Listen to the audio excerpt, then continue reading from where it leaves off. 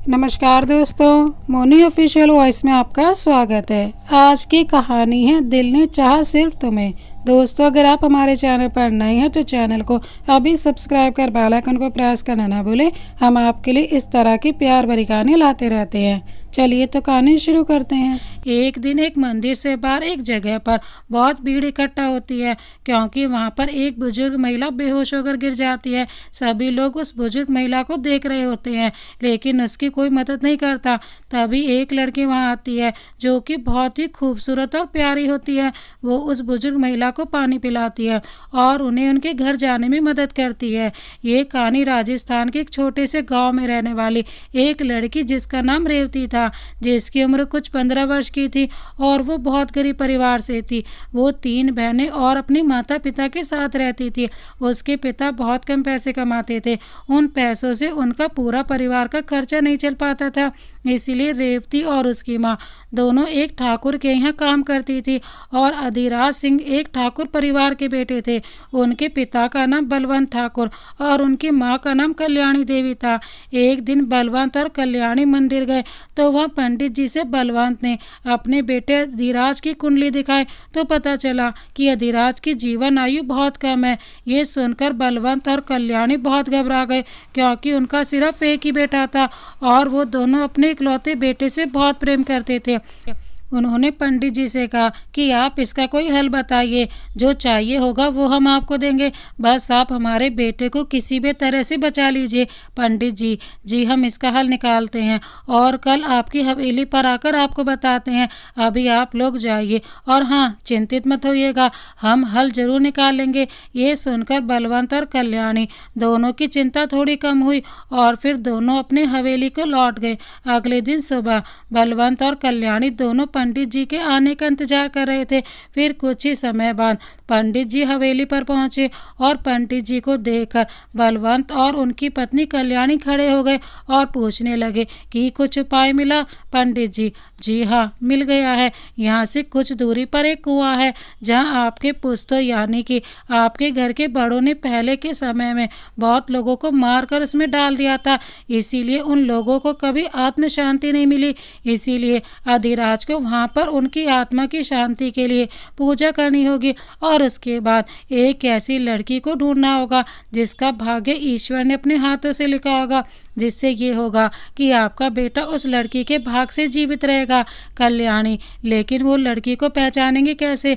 पंडित जी, पूजा के बाद हवेली जाने में जो लड़की सबसे पहले मिलेगी, समझिएगा कि वही लड़की है जो अधिराज ठाकुर की जिंदगी बचा सकती है, क्योंकि जिन लोगों को कुआं में डाला गया था उसी का श्राप चढ़ा है अधिराज पे। इसीलिए शांति पूजन के बाद वो माफ कर देंगे और अधिराज को उस लड़की से मिलवा देंगे, जिसकी वजह से वो जीवित रह सके।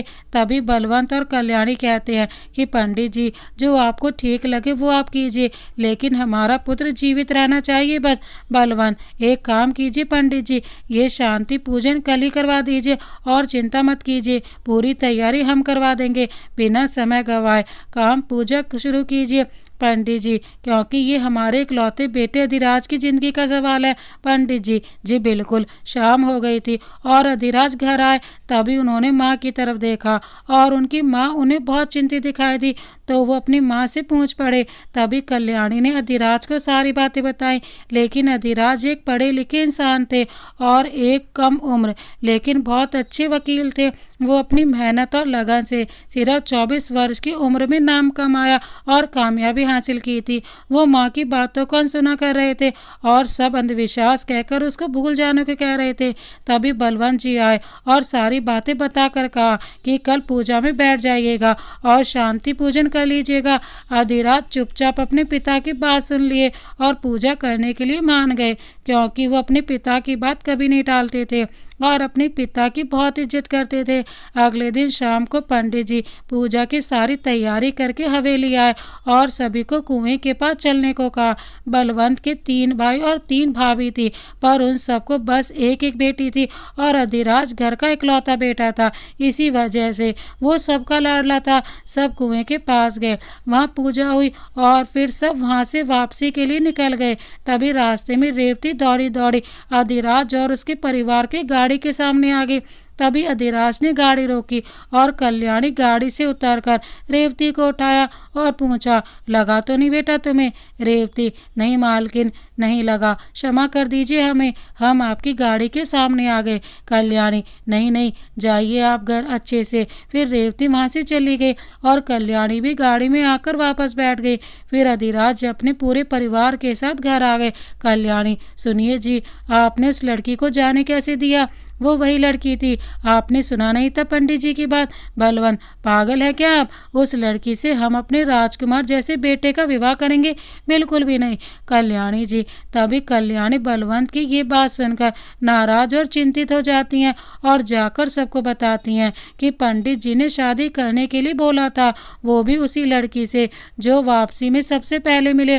कल्याणी की ये बात सुनकर पूरे घर वाले चिंतित हो जाते हैं और बलवंत जी के तीनों भाई बलवंत जी से कहते हैं कि जाओ और उस लड़की को लेकर आओ और हमारे बेटे से उसकी शादी करवाओ। बलवंत, लेकिन भाई साहब, तीनों भाई, लेकिन वेकिन कुछ नहीं, जो पंडित जी ने कहा है वो कीजिए, जल्दी से जाइए।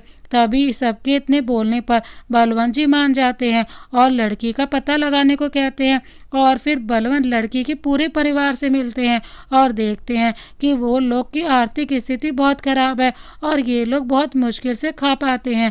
लेकिन पंडित जी की बात को देखते हुए वो उनके परिवार के पास जाते हैं।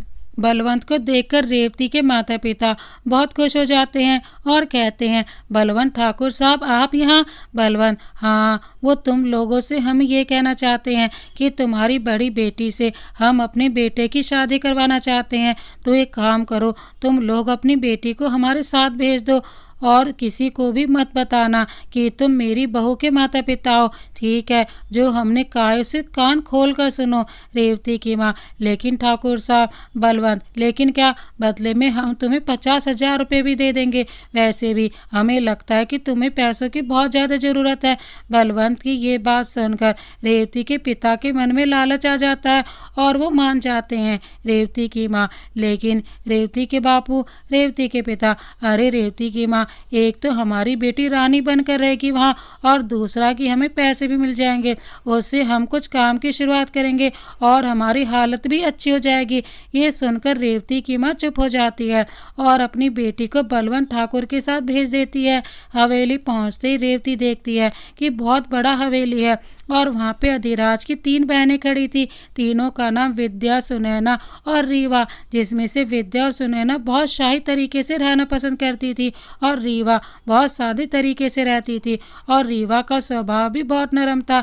रेवती बहुत प्यारी और बहुत ही ज़्यादा खूबसूरत थी, लेकिन कम उम्र और रहन सहन अलग होने की वजह से वो सबको अच्छी नहीं लगी। लेकिन रीवा फिर भी बहुत प्रेम और स्नेह के साथ उसको अंदर लेकर आई और अपने कमरे में ले गई और कहा कि आप यहाँ रह सकती हैं। शाम को अधिराज घर आते हैं और बलवंत और पूरा परिवार शादी के बारे में अधिराज को बताते हैं। अधिराज शादी के लिए तैयार नहीं होते हैं, लेकिन सारे परिवार के कहने पर उन्हें मानना ही पड़ता है। अधिराज अभी शादी नहीं करना चाहते थे, लेकिन उनके परिवार के सामने उनकी एक नहीं चलती और वो शादी करने को राजी हो जाते हैं। उसके अगले दिन ही बलवंत और कल्याणी पंडित जी को बुलाकर शादी करवाने को कहते हैं। शाम को ही पंडित जी मंदिर में सारी तैयारी कर देते हैं और पूरे परिवार के साथ बलवंत को वहाँ बुलाते हैं। फिर बलवंत भी अपने पूरे परिवार के साथ मंदिर पहुँच जाते हैं। आज रेवती बहुत ही खूबसूरत लग रही थी क्योंकि रेवती को आज रीवा ने शाही कपड़े पहनने को दिए थे। रेवती को देखकर कल्याणी उसको देखती ही रह गई और साथ में पूरा परिवार रेवती की खूबसूरती की तारीफ भी कर रहा था। लेकिन अधिराज एक बार भी रेवती का चेहरा नहीं देखते। फिर उन दोनों की शादी हो जाती है, लेकिन रेवती शादी के बाद भी रीवा के साथ उसके कमरे में रहती थी। रीवा और रेवती की उम्र एक ही थी, दोनों अच्छी सहेलियां बन गई थी। रेवती को अधिराज अपनी पत्नी के रूप में स्वीकार नहीं किए और पूरा परिवार भी रेवती के साथ नौकरों की तरह बर्ताव करते थे। बस कल्याणी और रीवा रेवती को प्रेम दिया करते थे। कल्याणी तो रेवती को अपनी बेटी भी कहा करती थी। रेवती हवेली में नौकरानी की तरह काम करती थी, लेकिन कल्याणी उसे मना भी करती थी। कल्याणी, बेटा आपको ये सब करने की कोई ज़रूरत नहीं है, आप बहू हैं हमारी, आपको कुछ करने की ज़रूरत नहीं है, यहाँ बहुत से नौकर और नौकरानियाँ हैं। रेवती, जी माँ जी, वो हमें कुछ बुरा नहीं लगता है इसमें, हम पहले भी सारे काम किया करते थे। कल्याणी फिर रेवती के सर पर हार रखती हैं और वहाँ से चली जाती हैं। तभी सामने से अधिराज आते रहते हैं और अधिराज, शंभू पानी लाइएगा हमारे लिए। लेकिन शंभू वहाँ नहीं था, इसी वजह से रेवती पानी देती है। रेवती, जी पानी। आवाज़ सुनकर अधिराज समझ जाते हैं कि वो रेवती है। अधिराज, शंभू कहाँ गया? रेवती, वो जी। अधिराज फिर वहाँ से उसकी बातें सुने बिना ही वहाँ से चले जाते हैं और रेवती का चेहरा नहीं देखते हैं। एक दिन पंडित जी रेवती और अधिराज को मंदिर बुलवाते हैं। तभी रेवती और अधिराज मंदिर जाते हैं। तभी रेवती को पता चलता है कि क्यों अधिराज से रेवती की शादी हुई है और अधिराज के साथ रेवती का रहना कितना जरूरी था। मंदिर से आते वक्त अधिराज, रेवती घबराहट भरी आवाज़ में, जी कहिए। अधिराज, हम पहले पढ़ने बाहर गए थे, तभी से हम एक लड़की से प्रेम करते हैं और हम उनसे भी शादी करना चाहते थे। वो लड़की यहीं बगल शहर के ठाकुर घराने से ही है, उनका नाम शिवन्या सिंह राजपूत है और आपसे शादी हमारे घर वालों ने अंधविश्वास में आकर करवा दी। रेवती, जी। अधिराज, हम उनसे शादी तो नहीं कर सकते, पर उन्हें धोखा देकर आपसे प्रेम भी हम कभी नहीं कर पाएंगे। रेवती, जी आप उनसे शादी कर लीजिए, लेकिन हम भी यहाँ रहेंगे क्योंकि हम भी वापस नहीं जा सकते और यकीन मानिए हमें आपकी शादी से कोई आपत्ति नहीं होगी और हमारी वजह से आपको और आपकी पत्नी को कोई कष्ट भी नहीं होगा। अधिराज, लेकिन रेवती, बिल्कुल बेफिक्र होकर शादी कीजिए, कोई दिक्कत नहीं होगी हमारी तरफ से। अधिराज, आपको बदले में क्या चाहिए? रेवती, कुछ नहीं, बस हमें अपनी पढ़ाई पूरी करनी है क्योंकि हमने बस 7वीं कक्षा तक पढ़ाई की है, वो भी ज़बरदस्ती चली जाती थी सरकारी विद्यालय। लेकिन पिछले 1 साल से हम काम क्या करते थे अपने पिता की मदद करने के लिए। अधिराज, ठीक है। अधिराज घर जाकर शिवन्या के बारे में पूरे परिवार को बताते हैं। ये सुनकर कल्याणी नाराज हो जाती हैं, लेकिन पूरा परिवार अधिराज की ये बात सुनकर खुश हो जाता है। कल्याणी, लेकिन रेवती का क्या? अधिराज, वैसे तो आप लोगों ने उनके साथ गलत किया है, लेकिन उन्हें कोई आपत्ति नहीं है हमारी और शिवन्या की शादी से, उन्हें उसके बदले में भी कुछ नहीं चाहिए। लेकिन हम चाहते हैं कि विद्या, सुनैना और रीवा के साथ रेवती भी आगे की पढ़ाई पूरी करेंगी। फिर कल्याणी रेवती के पास जाती हैं और कहती हैं कि बेटा ये क्या किया आपने इजाज़त दे दी अधिराज को दूसरी शादी करने की, लेकिन इसमें भी आपकी कोई गलती नहीं है, आपकी उम्र ही बहुत छोटी है, इसीलिए अपनी खुशी किसी और के हाथ में दे दी आपने, वो भी इतनी आसानी से। ये कहकर कल्याणी वहाँ से चली जाती हैं। कुछ दिनों बाद ही अधिराज और शिवन्या की शादी हो जाती है। शिवन्या आती है और रेवती से मिलती है। रेवती की खूबसूरती देखकर शिवन्या को अच्छा नहीं लगता है। शिवन्या भी एक ठाकुर परिवार की लड़की रहती थी, इसीलिए सारे घर वाले शिवन्या को बहुत प्रेम देते थे, लेकिन कल्याणी को रेवती ही पसंद थी क्योंकि रेवती बहुत साफ दिल की साधारण सी लड़की थी। शिवन्या सारा वक्त अधिराज के पास ही दिखाई देती थी। शिवन्या और कुछ नहीं करती थी क्योंकि शिवन्या को कुछ काम करना नहीं आता था और रेवती सारा काम किया करती थी और अब तो साथ में पढ़ाई भी किया करती थी। और शिवन्या से रेवती उम्र में भी बहुत छोटी थी, इसीलिए रेवती को बहुत तारीफ मिलती थी। शिवन्या को ये सारी बातें बिल्कुल अच्छी नहीं लगती थी। अधिराज और रेवती और शिवन्या की शादी को 3 साल बीत गए थे। अब रेवती 18 वर्ष की हो गई थी और पहले से ज़्यादा खूबसूरत भी हो गई थी। उसकी खूबसूरती के चर्चे पूरे शहर में मशहूर हो गए थे। कोई नहीं जानता था कि रेवती के माता पिता कौन हैं और कहाँ हैं। और अब रेवती 10वीं की परीक्षा देकर पहले स्थान से पास हुई थी। कल्याणी और रीवा बहुत खुश थी। रीवा तो वैसे भी पढ़ने में बहुत अच्छी थी, इसी कारण उसका अंक रेवती से भी अधिक था, लेकिन विद्या और सुनैना के अंक अच्छे नहीं आए थे। दोनों रीवा से तो नहीं, लेकिन रेवती से बहुत जलन करती थी और रेवती से बातें भी नहीं करती थी। यही सब देखकर एक दिन शिवन्या, अधिराज सुनिए, क्यों नाम रेवती को शहर भेज दें आगे की पढ़ाई के लिए, उन्हें कामयाबी मिलेगी, क्योंकि आपने तो देखा ही है कि उनके अंक कितने अच्छे आए हैं। अधिराज, लेकिन वह अकेली कैसे रहेंगी? शिवन्या, हम सारा इंतजाम करवा देंगे, उन्हें कोई दिक्कत नहीं होगी। और रीवा भी साथ में पढ़ना चाहती हैं तो हम उन्हें भी भेज देंगे। अधिराज, ठीक है, लेकिन हमें पूरे परिवार से बात करनी होगी। फिर अधिराज पूरी बात परिवार के सामने शिवन्या की कही हुई बात रखते हैं और रीवा और रेवती की पढ़ाई के लिए बोलते हैं। पूरा परिवार अधिराज की बात से सहमत होते हैं। कल्याणी भी रेवती की पढ़ाई का सोचकर हाँ कहती हैं। रीवा बहुत खुश थी क्योंकि वो यही चाहती थी, लेकिन रेवती बहुत दुखी थी। उन्हें ये सुनकर बिल्कुल अच्छा नहीं लगा और वो सोचने लगी कि उन्हें ये बातों से खुशी क्यों नहीं मिल रही है, जबकि वो खुद आगे पढ़ना चाहती हैं। फिर रेवती को समझ आया कि वो अधिराज को पसंद करने लगी हैं, क्योंकि अधिराज का सारा काम पिछले 3 साल से रेवती ही किया करती थी। अधिराज का सारा काम रेवती ही देखती थी। रेवती अधिराज को पसंद करने लगी है, ये सोचकर रेवती बहुत खुश हो जाती है। लेकिन फिर अचानक से उनके चेहरे की मुस्कान गायब हो जाती है, क्योंकि फिर रेवती के दिमाग में ये आता है कि अधिराज ने आज तक रेवती का चेहरा भी नहीं देखा है, तो वो रेवती से प्यार भी नहीं करेंगे। ये सोचना रेवती के लिए बेवकूफ़ी है, और वो तो शिवन्या से प्रेम करते हैं। ये सब सोचकर वो ये फैसला ले लेती है कि वो शहर जाकर अपनी आगे की पढ़ाई पूरी करेगी। 2 दिन बाद सुबह सुबह रीवा और रेवती शहर जाने के लिए तैयार हो जाती हैं। फिर सबसे अलविदा लेकर दोनों बाहर आती हैं, जहां अधिराज खड़े होते हैं और दोनों को रेलवे स्टेशन छोड़ने जाने वाले होते हैं। रीवा गाड़ी में बैठ जाती है और रेवती बैठने लगती है। तभी रेवती का पैर फिसल जाता है और रेवती गिरने लगती है, लेकिन रेवती को गिरने से अधिराज बचा लेते हैं। उसी बीच अधिराज पहली बार रेवती का चेहरा देखते हैं और देखते ही रह जाते हैं, और दोनों एक दूसरे को देखने लगते हैं और देखते देखते एक दूसरे में खो से जाते हैं। फिर पीछे से शिवन्या आती है और ये देखकर गुस्सा हो जाती है, लेकिन विनम्र आवाज में कहती है, अधिराज जाइए, वरना दोनों को देर हो जाएगी। फिर दोनों का ध्यान टूटता है और दोनों एक दूसरे से दूर होते हैं।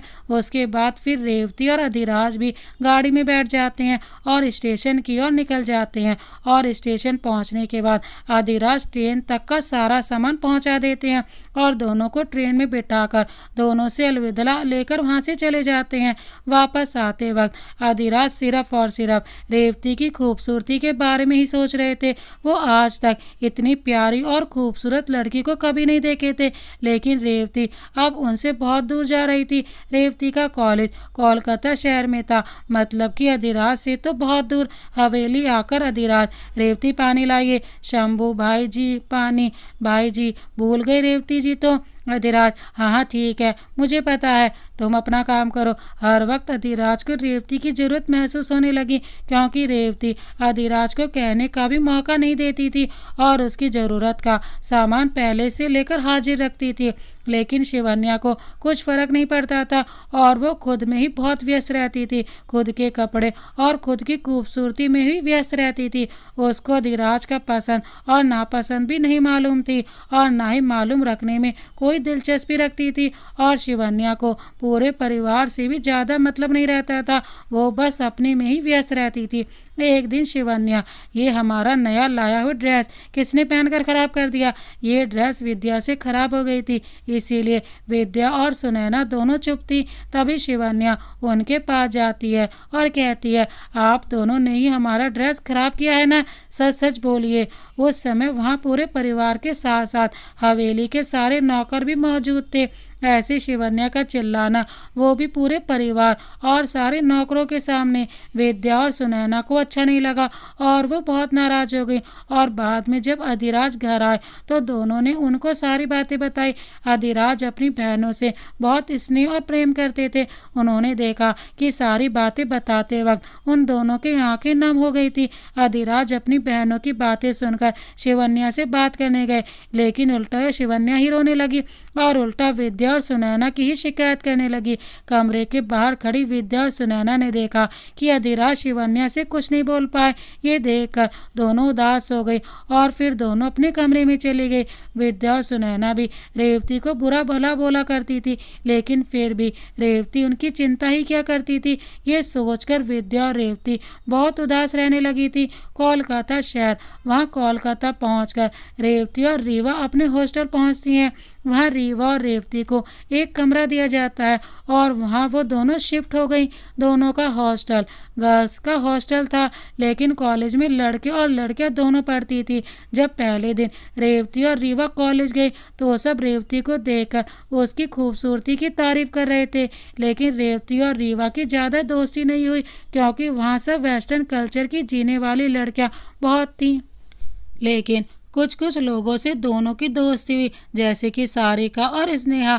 वहाँ एक लड़का था जो रेवती से सीनियर था और उसके पीछे बहुत सारी लड़कियाँ पागल थी और उसका नाम आर्यन सिंघानिया था। आर्यन बहुत ही ज़्यादा सुंदर था, बहुत ही ज़्यादा स्मार्ट था। एक दिन कॉलेज के अंदर आते वक्त आर्यन और रेवती टकरा गए क्योंकि रेवती बहुत जल्दी में थी और लेट हो चुकी थी, इसीलिए बिना कुछ बोले ही वहाँ से चली गई और एक बार भी उसने आर्यन की तरफ ध्यान नहीं दिया। आर्यन भी रेवती का चेहरा नहीं देख पाया, लेकिन रेवती का यूं वहाँ से चले जाना आर्यन को अच्छा नहीं लगा और उसे ये बेइज्जती सी लगी। वो सुना नहीं ये कौन था जिसने मुड़कर हम उनको नहीं देखा। हाँ, तो बिल्कुल वैसी बेइज्जती उसे महसूस हुई। उसे लगा कि ये कौन सी लड़की थी जिसको मेरी वैल्यू नहीं है, क्योंकि आर्यन के लिए तो लड़कियां अपना क्लास का सब कुछ छोड़ने को तैयार हो जाती हैं। इतने में वहाँ आर्यन का दोस्त राहुल आता है और आर्यन से बोलता है, क्या हुआ भाई, कहाँ खोया है तू? आर्यन अभी भी गुस्से में रेवती की कक्षा की तरफ ही देख रहा था और फिर गुस्से में वो रेवती की कक्षा की ओर गया और उसने पूरे कक्षा में नज़र घुमा कर देखा तो उसे एक लड़की दिखी जो सफ़ेद रंग के सलवार और कमीज के साथ लाल रंग की चुन्नी पहनकर बैठी थी। उसके कपड़ों के रंग से आर्यन पहचान जाता है कि ये वही लड़की है जिसकी तलाश में वो यहाँ तक आया था। उसका चेहरा जैसे दिन का सुबह, उसकी आंखें जैसे सागर, उसके होंठ जैसे गुलाब की पंखुड़ी, भला की खूबसूरती थी। उसको देखते के साथ आर्यन बस उसको देखता ही रह गया। रेवती से आर्यन की नज़र ही नहीं हट रही थी। तभी कक्षा में अध्यापक आ जाते हैं और आर्यन का मित्र राहुल उसे वहाँ से ले जाता है। वही कॉलेज के बाहर एक चबूतरा बना हुआ था, वहाँ पे आर्यन और राहुल जाकर बैठते हैं। उसके बाद राहुल, भाई चल क्लास में, सर वैसे ही हमें पसंद नहीं करते, ऊपर से तेरी वजह से मुझसे भी वो नाराज़ रहते हैं, तेरा दोस्त होना भी गुनाह हो गया है। लेकिन आर्यन कहीं और ही खोया था। उसे तो अभी सफ़ेद रंग के कपड़ों में दिखी लड़की का ही ख्याल था, यानी कि रेवती का। कॉलेज के प्रिंसिपल आर्यन के पापा थे और राहुल भी उन्हीं की बात कर रहा था, क्योंकि आर्यन और उसके पापा, जिनका नाम राजवीर सिंघानिया है, दोनों के बीच बिल्कुल भी नहीं पड़ती थी। राजवीर को आर्यन का यूँ मस्ती करना और लाइफ को बिल्कुल भी सीरियस नहीं लेना पसंद नहीं था। राजवीर को राहुल का कोई दोस्त भी नहीं पसंद था। आर्यन वहीं बैठा था। तभी रेवती और रीवा अपनी क्लास खत्म करके बाहर निकली। रीवा ने देखा कि आर्यन वहाँ से रेवती को एक नज़र से देख रहा है। रीवा, रेवती देखिए, वो कब से आपको ही देखे जा रहे हैं, आखिर क्यों? ये सुनकर रेवती की नज़र आर्यन पे गई। उसने देखा कि वो ही लड़का जिससे वो सुबह आते वक्त टकरा गई थी। फिर रेवती, रीवा ये तो वही है जिनसे हम सुबह टकरा गए थे, बहुत जल्दी में थे तो माफ़ी भी नहीं मांग पाए, शायद इसीलिए वो हमें ऐसे देखे जा रहे हों। रीवा, अच्छा हो सकता है। रेवती, हम उनसे माफ़ी मांग लेते हैं जाकर, आप यहीं रुकिए। रीवा, नहीं, हम भी साथ चलते हैं। रेवती, ठीक है। फिर रेवती और रीवा दोनों आर्यन जहाँ बैठा था वहाँ जाती हैं। आर्यन रेवती और रीवा को अपनी ओर आता देखकर घबरा जाता है और अपनी नज़र इधर उधर करके देखने लगा। तभी रेवती और रीवा वहाँ पहुँच जाती हैं और रेवती, सुनिए। आर्यन चौंकी हुई आवाज़ में, कौन? मैं? क्या आप मुझे बुला रही हो? रेवती, जी। आर्यन, हाँ हाँ बोलो। रेवती, हम सुबह के लिए क्षमा मांगने आए थे, वो हम बहुत जल्दी में थे और आपसे माफ़ी भी नहीं मांग पाए। Aryan, sorry for what? Revathi, वो हम आपसे सुबह टकरा गए और माफ़ी भी नहीं मांग पाए। आर्यन, अरे कोई बात नहीं, मेरी भी गलती थी, मैं भी ठीक से देखकर नहीं चल रहा था, कोई बात नहीं। ये सुनकर राहुल आर्यन को देखता रह गया और साथ में खड़े आर्यन के दूसरे मित्र भी चौंक गए, क्योंकि आर्यन की गलती होने के बाद भी वो अपनी गलती नहीं मानता था। लेकिन आज उसकी गलती नहीं होने के बाद भी वो माफ़ी पे माफ़ी मांगे जा रहा था। माफ़ी मांगने के बाद फिर रेवती वहाँ से जाने लगती है। तभी आर्यन, आपका नाम क्या है? रेवती, जी रेवती। और फिर वो जाने लगती है। तभी आर्यन, और मेरा नाम आर्यन है और मैं आपका सीनियर हूँ। अगर तुम्हें किसी चीज़ की ज़रूरत होगी तो मुझसे बोलना। ये सुनकर रेवती और रीवा पीछे मुड़कर देखती हैं और मुस्कुरा कर कहती हैं कि जी धन्यवाद, लेकिन हमें किसी चीज़ की ज़रूरत नहीं है। ये कहकर वो वहाँ से चली गई। तभी राहुल बोल रहा आर्यन से, राहुल क्या भाई, क्या हो गया था तुझे? तू ही था ना वो? हाँ। आर्यन मुस्कुराकर वहाँ से जाने लगता है। तभी उसके पीछे खड़ी होकर सुन रही उसकी दोस्त, जिसका नाम रूही था, वो पीछे से बोली, सजे सिंदूर नहीं देखे हो शायद? रूही, हाँ बिल्कुल खुश हो लो तुम दोनों, लेकिन उसके मांग में सज रहा सिंदूर तुमने नहीं देखा। आर्यन ये सुनकर पीछे मुड़कर देखता है और बोलता है, आर्यन देख रूही, मैं अभी मजाक के मूड में बिल्कुल भी नहीं हूँ। रूही यार, तेरी बेस्ट फ्रेंड हूँ, तेरा अच्छा ही से चाहूँगी। तू इतना खो गया था उसकी खूबसूरती में कि उसके सिंदूर की तरफ तेरा ध्यान ही नहीं गया। राहुल, हाँ भाई, रूही सही बोल रही है। दोनों की ये बातें सुनकर आर्यन दौड़ता हुआ कॉलेज कैंटीन में जाता है और वहाँ बैठी रीवा और रेवती के सामने जाकर देखता है और वो देखता है कि सच में रेवती की मांग में सिंदूर है, जिस पे अभी तक आर्यन की नज़र ही नहीं गई थी। आर्यन को वहाँ देखकर रेवती और रीवा खड़ी हो गई और पूछने लगी कि क्या हुआ, लेकिन आर्यन बिना कुछ बोले ही वहाँ से चला गया और बाहर जाकर बैठ गया और वो बहुत दुखी भी लग रहा था।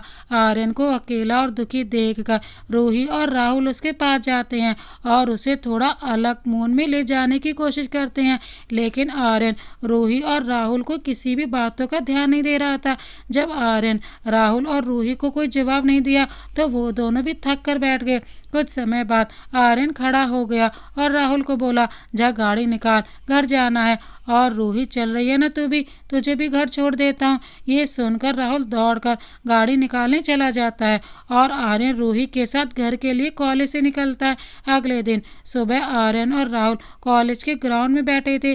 तभी उन्हें कुछ लड़कों की हंसने की आवाज़ आई। तभी आर्यन, राहुल ये आवाज़ कौन कर रहा है यार, जाकर देख, मेरा सर दर्द हो रहा है ऐसे ही। राहुल, हाँ भाई रुक, मैं जाकर देखता हूँ। फिर राहुल देखने जाता है। फिर आर्यन के पास दौड़ता हुआ आता है और बोलता है, यार वो। ये सुनकर आर्यन थोड़ा घबरा जाता है और पूछता है, आर्यन क्या हुआ? राहुल, वो मनु और रॉकी दोनों रीवा और रेवती को परेशान कर रहे हैं, साथ में और भी लड़कियां हैं भाई। ये सुनकर आर्यन आराम से बैठा रहता है और कुछ नहीं बोलता।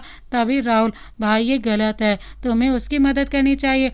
आर्यन ये सुनकर वहाँ से खड़े हो जाता है और राहुल से कहता है, चल। राहुल और आर्यन जब गेट के पास आते हैं तो देखते हैं कि वहाँ शांति है। फिर आर्यन राहुल की तरफ देखता है और पूछता है, कहाँ है भाई रेवती और रीवा? तभी आर्यन की नज़र रूही पे जाती है, जो वहाँ खड़ी थी और अपनी एक दोस्त से बातें कर रही थी। आर्यन, रूही तूने यहाँ मनु और रॉकी को देखा? रूही, हाँ, अभी वो उन दोनों लड़कियों को परेशान कर रहे थे। आर्यन, तो अब किधर हैं वो लोग? रूही, प्रिंसिपल ऑफिस में मोहित आया था और उसने दोनों को बचा लिया और दोनों बदमाशों को प्रिंसिपल के पास ले गया। ये कहकर रूही अपने क्लास में चली गई। उसके बाद राहुल और आर्यन भी अपनी अपनी क्लास में चले गए। मोहित आर्यन के क्लास में ही था और वो भी बहुत ही स्मार्ट था। कॉलेज की सभी लड़कियां मोहित को भी बहुत पसंद करती थी, क्योंकि मोहित बहुत स्मार्ट था और साथ में आर्यन के पापा का सबसे पसंदीदा छात्र था। क्लास खत्म होने के बाद आर्यन और उसके दोस्त बाहर आए और कैंटीन की तरफ गए और वहां बैठकर कॉफ़ी ली सबने। तभी आर्यन की नज़र मोहित पे गई, जो रेवती और रीवा के साथ बैठा था और तीनों बहुत हंसी मजाक भी साथ में कर रहे थे। ये देखकर आर्यन गुस्सा हो गया और वहाँ से उठकर खड़ा हुआ और गुस्से में वहाँ से निकल गया। उसके अगले दिन से आर्यन रोज़ सुबह वहाँ कॉलेज के बाहर बैठकर रेवती को आते हुए देखता था। कुछ दिन ऐसे ही बीत गए। रेवती रोज आर्यन को वहाँ बैठा देखती थी और वो देखती थी कि आर्यन उसको ही देखता रहता है। उसको ये ठीक नहीं लगता था और एक दिन वो रीवा और मोहित से ये बात बताती है। ये सुनकर मोहित बोला, मोहित, लेकिन वो ऐसा क्यों करेगा? सारी कॉलेज की लड़कियां तो उसकी फ़ैन है। रीवा, हाँ, रेवती सही कह रही है, हमने भी उन्हें रेवती को घूरते हुए देखा है। मोहित, मैं पूछूं? रेवती, नहीं, हम उनसे खुद पूछ कर देखते हैं। रीवा, हम भी चलेंगे आपके साथ, आपको अकेला नहीं छोड़ेंगे। रेवती, ठीक है चलिए। दोनों धीमी धीमी आर्यन के पास चली जाती हैं। आर्यन बिल्कुल अकेला था कैंटीन में। रेवती, जी सुनिए। ये सुनकर आर्यन पीछे मुड़कर देखता है और रेवती को सामने देखकर खुश हो जाता है और बोला, हाँ बोलिए ना। रेवती, हम कुछ दिनों से देख रहे हैं कि आप हमें देखते रहते हैं, हमने कुछ बिगाड़ा है क्या आपका?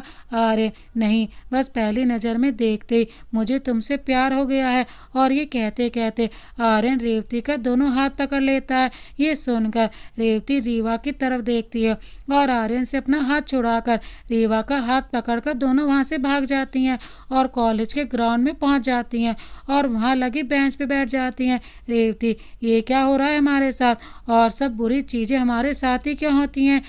रीवा, प्लीज़ रेवती चुप हो जाइए, कुछ भी मत बोलिए, अब सब सही हो रहा है। हम अचानक से आर्यन की बात सुनकर डर गए थे, लेकिन आर्यन का ये बात हमें सही लगा। आखिरकार आपको भी ज़िंदगी जीने का हक है। भाई ने तो आपको एक बार भी नहीं देखा है, वो आपसे प्रेम भी नहीं करते और आर्यन आपसे प्रेम करते हैं। हम तो कहेंगे कि आप एक बार अपने बारे में भी सोचिएगा। दोनों बात ही कर रही थी कि एक लड़का वहाँ भागता हुआ आता है और बोलता है कि रीवा, रेवती, आर्यन और मोहित की लड़ाई हो रही है। ये सुनकर वो दोनों भाग कर जाती हैं और देखती हैं कि दोनों भयानक तरीके से मार धाड़ कर रहे थे। रेवती और रीवा जाकर दोनों की लड़ाई छुड़वाती हैं। रीवा, मोहित, ये सब क्या है? मोहित, वो मैंने इससे पूछा कि ये रेवती को क्यों देखता है तो ये लड़ाई करने लगा और बोल रहा है कि तू तू रेवती को मेरे से दूर ले जाएगा। मुझे तो पागल लगता है ये लड़का। रीवा, हाँ पागल ही है ये, वो भी रेवती के प्यार में। मोहित, क्या? रीवा, जी। मोहित, फिर भाई तू मुझे क्यों मार रहा था? उसके पति को मारना। आर्यन, तुम रेवती के आजू बाजू घूमते रहते हो तो तुम्हें ही पड़ेगी ना। मोहित, हाँ, क्योंकि मैं रीवा से प्यार करता हूँ और इसीलिए मैं रेवती के साथ नहीं रीवा के साथ रहता हूँ। ये सुनकर आर्यन अपना सर नीचे करके मोहित से कहता है, सॉरी भाई। मोहित फिर मुस्कुराकर बोलता है, कोई बात नहीं, और फिर धीमी आवाज़ में कहता है कि रेवती अच्छी लड़की है और इसका पति जो है उसने दूसरी शादी कर ली है, तो तुम इससे शादी कर सकते हो। मोहित की सारी बातें सुनकर आर्यन खुश हो जाता है और रेवती के पास जाता है और बोलता है कि तुम्हें अगर सोचने का वक्त चाहिए तो लो, मैं इंतज़ार करूँगा। रीवा और विद्या और सुनैना छोटी थी, इसीलिए उन्हें अधिराज और रेवती की शादी श्राप की वजह से हुई है ये नहीं बताया गया था और ना ही रेवती को ये बातें पता थी। उसे भी ये लगता था कि अधिराज किसी और से प्रेम करते थे, इसीलिए उसे नहीं अपना पाए और सिर्फ परिवार वालों के दबाव के कारण रेवती से शादी कर ली थी। आर्यन हमेशा रेवती के आसपास ही दिखाई देने लगा।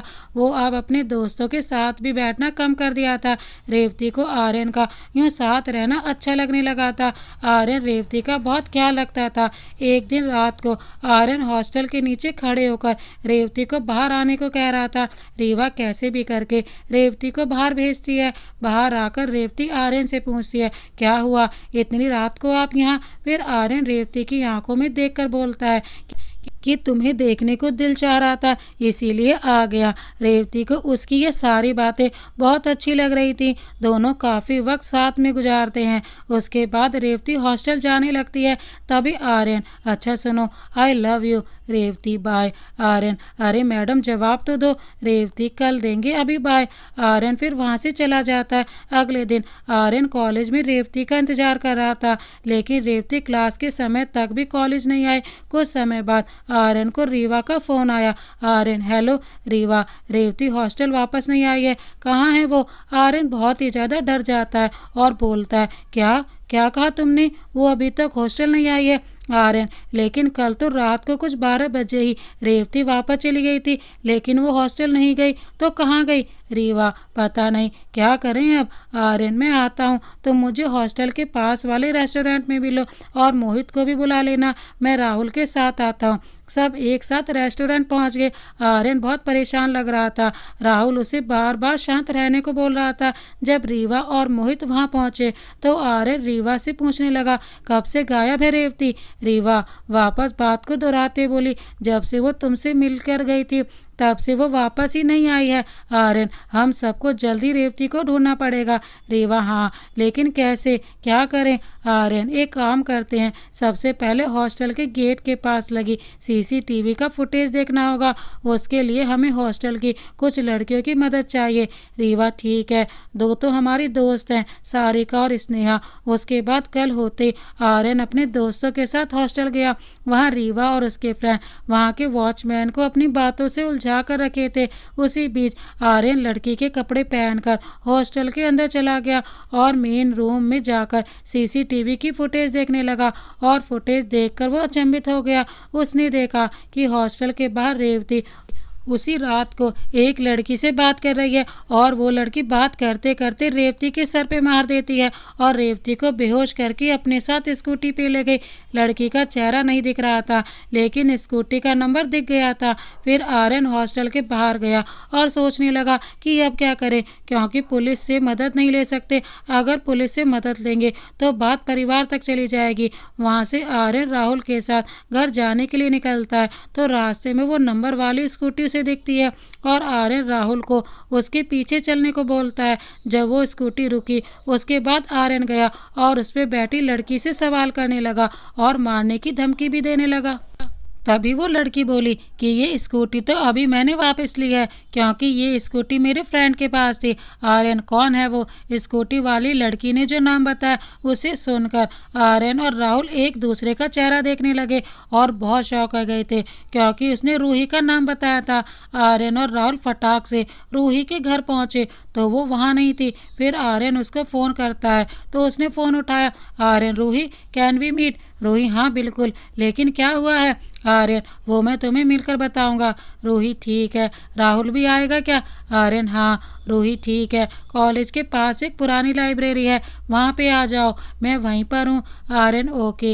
ये कहकर आर्यन रूही के पास गया और उसने रूही से, आर्यन, रूही रेवती कहाँ है? रूही, मुझे क्या पता कि वो कहाँ है, और ये पूछने तुम यहाँ आए हो? राहुल, बस कर ये नाटक और बता रेवती कहाँ पर है। और तू क्या पागल है? क्या कर रही है ये सब?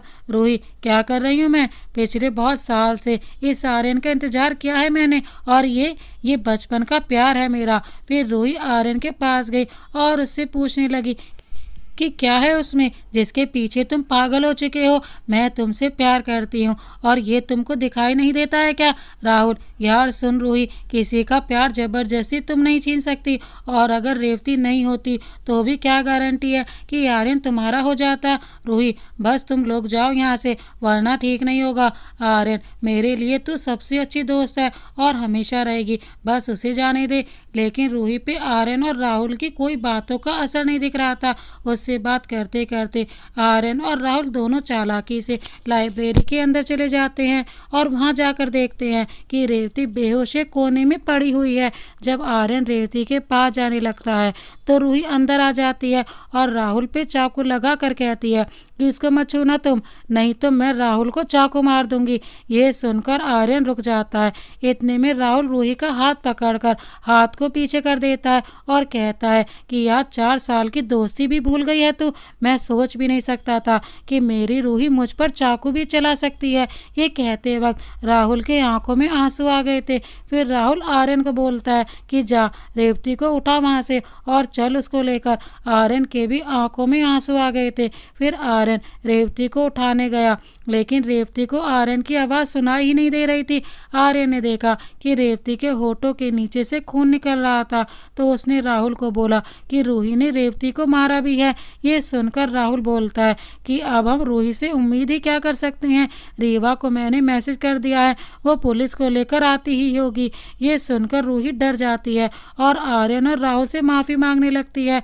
आर्यन रेवती के मुंह पर पानी डालता है और उसे होश में लाने की कोशिश करता है, और आर्यन के बहुत कोशिश करने पर रेवती होश में आ जाती है और आर्यन के गले लग जाती है। रेवती बहुत डरी हुई दिखाई दे रही थी, क्योंकि आज तक रेवती के साथ ऐसा कोई कोई हादसा नहीं हुआ था। आर्यन और राहुल उसे शांत करवाने में लग जाते हैं।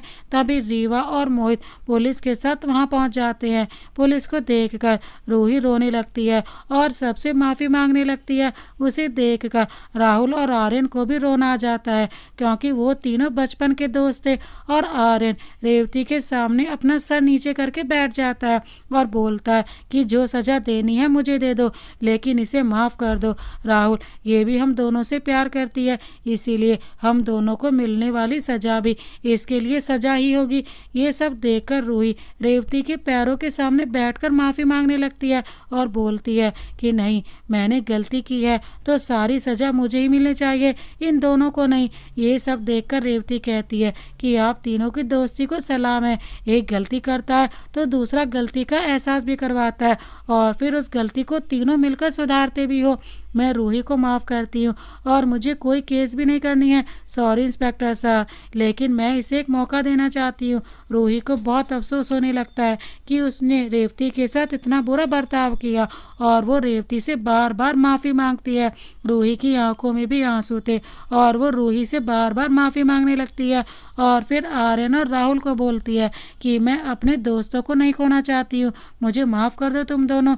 ये सुनकर दोनों से गले लगा लेते हैं और माफ़ कर देते हैं। तभी राहुल कहता है, चल रूही, अब इन दोनों तोता मैना को अकेले छोड़ देते हैं। राहुल की ये बात सुनकर सब वहाँ से आर्यन और रेवती को अकेले छोड़कर चले जाते हैं। फिर आर्यन रेवती के करीब आता है और रेवती उसे देखकर मुस्कुराती रहती है। तभी रीवा वापस आती है और बोलती है कि रेवती। रेवती उसकी तरफ देखती है और वो देखती है कि रीवा बहुत घबराई हुई है। वो दौड़कर रीवा के पास आती है और पूछती है कि क्या हुआ रीवा। रीवा फिर बताती है कि भाई साहब का एक्सीडेंट हो गया है और हमें यहाँ से जाना होगा। ये सुनकर रेवती एक बार आर्यन की तरफ देखती है और फिर उदास मन से रीवा को बोलती है, चलो हमें आज ही यहाँ से निकलना होगा। ये बोलकर रेवती वहाँ से रीवा का हाथ पकड़कर जाने लगती है। तभी पीछे से आर्यन रेवती का हाथ पकड़ लेता है और अपने सर को हिलाकर नहीं जाने का इशारा करता है। फिर रेवती उसे पीछे मुड़कर प्यार से देखती है। फिर बिना कुछ बोले ही रेवती अपना हाथ आर्यन के हाथ से छुड़ाकर वहाँ से चली जाती है। वहाँ से निकलकर रेवती कल्याणी को फ़ोन करती है और पूछती है, रेवती माँ, अधिराज कैसे हैं और ये सब कब और कैसे हुआ। कल्याणी, बेटा वो अधिराज काम से जा रहे थे और उनके साथ ये हादसा हो गया। शिवन्या भी साथ में थी, उन्हें भी चोट आई है। हमने कहा था अधिराज से कि आपको दूर ना भेजे, लेकिन हमारी कोई सुनता ही नहीं है। कहीं पंडित जी की बात सच न हो जाए। कल्याणी के मुंह से ये बात सुनकर रेवती ने पूछा कि माँ, पंडित जी ने क्या कहा था। तब कल्याणी ने रेवती से सारी बात बताई और वहाँ खड़ी रीवा भी कल्याणी की बातें सुन रही थी। जब कल्याणी की बात खत्म हुई तो रेवती के आंखों में आंसू आ गए थे और उसने पूछा कि यही कारणवश हमें बापू शाह ने हमारे माता पिता से खरीद कर लाए थे। कल्याणी, बेटा ये मत बोलिए, मेरे ईश्वर जानते होंगे कि मैंने अपनी बेटी से बढ़कर माना है आपको। रेवती ये सुनकर कहती है कि चलिए, ईश्वर ने एक माँ तो दिया हमें, नहीं तो एक माता पिता ने हमें पैसों के लिए छोड़ दिया। ये कहकर रेवती रोने लगती है और रीवा उसे चुप कराती है। कल्याणी भी भावुक होकर फ़ोन काट देती हैं। यहाँ से रेवती और रीवा दोनों राजस्थान पहुँचकर सीधा हॉस्पिटल पहुंचती है और रीवा अधिराज के कमरे में जाती है। वहां अधिराज और शिवन्या दोनों बेहोश हो थे। रेवती अधिराज के पास जाकर बैठती है और उनका हाथ पकड़कर रोने लगती है। तभी वो देखती है कि अधिराज का हाथ हिलता है और वो डॉक्टर को बुलाती है। डॉक्टर आते हैं और चेक करते हैं, फिर बाहर आकर बताते हैं कि अधिराज की तबीयत में सुधार है, लेकिन शिवन्या अभी भी उसी हालत में है। फिर कल्याणी रेवती के पास आती हैं और उसके सर पर हाथ फेरते हुए कहती हैं कि हमें पता है अब अधिराज को कुछ नहीं होगा, और फिर मुस्कुराते हुए कहती हैं कि चलिए, सब घर पर 4 दिन से आप लोग आराम नहीं किए हैं, अब घर चलकर आराम कर लीजिए। अब अधिराज की कुछ नहीं होगा क्योंकि रेवती यहाँ पर रहेगी। रेवती भी कहती है कि आप लोग जाइए, हम हैं यहाँ पर। रेवती के बार बार बोलने पर सब रेवती की बात सुन लेते हैं और घर चले जाते हैं। हॉस्पिटल में रेवती और उसके साथ जिद करके रीवा रुक जाती है। तभी रेवती पानी लाने के लिए जा रही होती है तो उसे सामने वाले रूम से जोर से खींचकर अंदर ले आता है। रेवती घबरा जाती है और चिल्लाने की कोशिश करती है तो उसके मुंह पे हाथ रखकर उसका मुंह बंद कर दिया जाता है। फिर रेवती देखती है कि वो कोई और नहीं बल्कि आर्यन है। आर्यन को देखकर वो बिल्कुल शांत हो जाती है और पूछती है कि आप यहाँ? आर्यन: हाँ, तुमसे मिलने आया हूँ। रेवती: लेकिन क्यों? आर्यन: मैं कोई खिलौना नहीं हूँ जिसको तुम यूं ही छोड़ दोगी। एक बार भी तुमने मेरे बारे में नहीं सोचा? मुझसे तुम्हें थोड़ा सा भी प्यार नहीं हुआ था क्या रेवती? रेवती ये सुनकर रेवती की आंखों से आंसू गिरने लगे और रेवती आर्यन के गले लग गई और बोली कि आप मेरे लिए खिलौना हो ही नहीं सकते। आप क्या हैं हमारे लिए, ये बताने बैठे तो समय, जिंदगी और लफ्ज कम पड़ जाएंगे। फिर रेवती अपने आंसू पहुँचती है और आर्यन से दूर होती है और आर्यन को वहाँ से चले जाने के लिए बोलती है। ये सारी बातें सुनकर आर्यन: रेवती, जब तुम मुझे इतना चाहती हो तो चलो ना मेरे साथ, मैं नहीं रह पाऊंगा तुम्हारे बगैर। रेवती: और वो भी नहीं जी पाएंगे हमारे बगैर। आर्यन: वो कौन? रेवती: अधिराज, जो हमें पढ़ा लिखा कर दुनिया में रहने लायक बनाए हैं, हम उन्हें मरने के लिए कैसे छोड़ दें, बताइए आप ही। आर्यन रेवती की बातों से दुखी हो जाता है और वहाँ से जाने लगता है। तभी रेवती उसका हाथ पीछे से पकड़ लेती है। फिर आर्यन रेवती की ओर देखता है तो रेवती रोते हुए उसे सॉरी बोलती है, पर आर्यन बिना कुछ बोले वहाँ से चला जाता है। रेवती वापस आती है और अधिराज के पास बैठी रीवा को आकर सारी बातें बताती है। रीवा भी ये सुनकर दुखी हो जाती है और कहती है कि ये सब हमारी गलती है। हम ही ने कहा था आर्यन को कि ठीक रहेगा अगर आप रेवती की ज़िंदगी में आ गए तो, लेकिन ये शराब का चक्कर था, ये हमें कहाँ मालूम था। बेचारा आर्यन तो आपसे बहुत प्यार करने लगे हैं। दोनों मायूस बैठी थी। तभी अधिराज का हाथ हिला और वो धीरे धीरे आंखें खोल रहा था। उसके हाथों में रेवती की नज़र गई और वो रीवा को बोलकर दौड़ते हुए डॉक्टर को बुलाने गई। डॉक्टर भी उधर से आए और रूम के अंदर आए और अधिराज को देखने लगे। उन्होंने बताया कि अधिराज ठीक हो रहे हैं, लेकिन शिवन्या की तरफ देखकर डॉक्टर बोले कि इनका कुछ नहीं कह सकते हैं। ये सुनकर रेवती और रीवा दोनों को बहुत ही ज़्यादा दुख होता है, क्योंकि शिवन्या को अभी तक भी होश नहीं आया था, लेकिन अधिराज ठीक हो रहे हैं। ये सुनकर दोनों बहुत खुश थे और अधिराज ने भी अपनी आंखें खोल दी थी। रीवा खुश होकर अपने पूरे परिवार को फ़ोन करके बताने लगी। उधर रेवती अधिराज के पास बैठी और उन्हें देखकर मुस्कुराई। अधिराज उसे वहां देखकर पूछने लगे, आप यहाँ अपनी पढ़ाई छोड़कर क्यों आई हो? रेवती: हमें पता नहीं था कि हमारे जाने से आपके साथ ये सब हो जाएगा, वरना हम कभी नहीं जाते। अधिराज उसकी आंखों में देख रहे थे, लेकिन रेवती अपनी नज़र नीचे करके बात कर रही थी। अधिराज फिर बोले कि आपको आने की जरूरत नहीं थी, आप अपनी पढ़ाई छोड़कर यहाँ क्यों आई हैं? आपकी पढ़ाई का भी तो नुकसान होगा। रेवती: हम ठीक हो जाते, ये श्राप जैसा कुछ नहीं होता है, ये सब बस माँ बाबूसा का अंधविश्वास है। फिर रेवती नज़रें उठाकर अधिराज को देखती है और बोलती है कि आपको सब मजाक लगता होगा, पर हर चीज़ होती है, और अगर हमारे साथ रहने से आप ठीक रहेंगे तो हम आपके साथ ही रहेंगे और हमारी वजह से कभी भी शिवन्या जी को कोई परेशानी नहीं होगी। अधिराज को रेवती की ये सारी बातें अच्छी लग रही थी। वो लगातार रेवती का चेहरा देखकर मुस्कुराए जा रहे थे, लेकिन जब रेवती शिवन्या का नाम ली तो अधिराज को शिवन्या का ख्याल आया, जो एक्सीडेंट के वक्त साथ में ही थी। वो घबराकर रेवती से शिवन्या के बारे में पूछने लगे। रेवती ने उन्हें शांत रहने को कहा और बताया कि ये जो आपके पास लगा पर्दा है, उसके उधर शिवन्या जी भी हैं और डॉक्टर ने कहा है कि उनकी हालत बहुत बुरी है, उनको अभी तक होश भी नहीं आया है। रेवती की बात सुनकर अधिराज खड़े होने लगे और शिवन्या के पास जाने लगे, तो रेवती ने उन्हें रोका और बोली कि रुकिए, हम पर्दा हटाते हैं, आप लेटे लेटे देख लीजिए। रेवती ने पर्दा हटा दिया और अधिराज शिवन्या को देखकर बहुत भावुक हो गए और बोलने लगे कि हमारी ये गलती के कारण ये हुआ। रेवती ने उन्हें कहा कि इसमें आपकी कोई गलती नहीं है। उतने में सारा परिवार हॉस्पिटल पहुंच गया और अधिराज से मिला। तभी उधर से डॉक्टर आए और उनके हाथ में रिपोर्ट था। वो बोले कि दोनों का रिपोर्ट आ गया है। अधिराज को हल्की चोट है, लेकिन शिवन्या कोमा में चली गई हैं और उन्हें ठीक होने में 6 दिन, 6 महीने या फिर 6 साल भी लग सकता है। ये सुनकर सभी दुखी हो जाते हैं। डॉक्टर बोलते हैं कि अधिराज 10 दिन बाद घर जा सकते हैं, लेकिन शिवन्या को हॉस्पिटल में ही रहना होगा जब तक उन्हें होश नहीं आ जाता है। देखते देखते 10 दिन बीत गए। अधिराज को लेने बलवंत और कल्याणी आए हुए थे, लेकिन अधिराज की नजरें किसी को ढूंढ रही थी। ऐसे में कल्याणी की नजर अधिराज पर गई और कल्याणी बोली, बेटा किसे ढूंढ रहे हो आप? अधिराज, नहीं माँ, हम तो बस ऐसे ही। कल्याणी मुस्कुराने लगी और बोली कि आप आइए, हम गाड़ी के पास आपका इंतजार कर रहे हैं। अधिराज शिवन्या के पास जाते हैं और उसे बहुत समय तक देखते रहते हैं और फिर कुछ समय बाद वहाँ से चले जाते हैं। और जब वो गाड़ी के पास पहुँचते हैं तब वो देखते हैं कि रेवती वहाँ खड़ी है और अधिराज के आने का इंतजार कर रही है। ये देखकर अधिराज खुश हो जाते हैं और आकर पीछे रेवती के साथ बैठ जाते हैं और आगे की सीट पर बलवंत और कल्याणी बैठे हैं। वहां से दोनों घर आते हैं। घर पर सब अधिराज का बहुत ध्यान रखते हैं और अधिराज भी हर दिन एक बार जाकर शिवन्या से मिल लेते थे। अधिराज को रेवती भी बहुत पसंद आने लगी थी। अधिराज हमेशा रेवती को किसी काम के बहाने हमेशा अपने सामने ही रखते थे। एक दिन अधिराज को सुबह से रेवती दिखाई नहीं दी थी।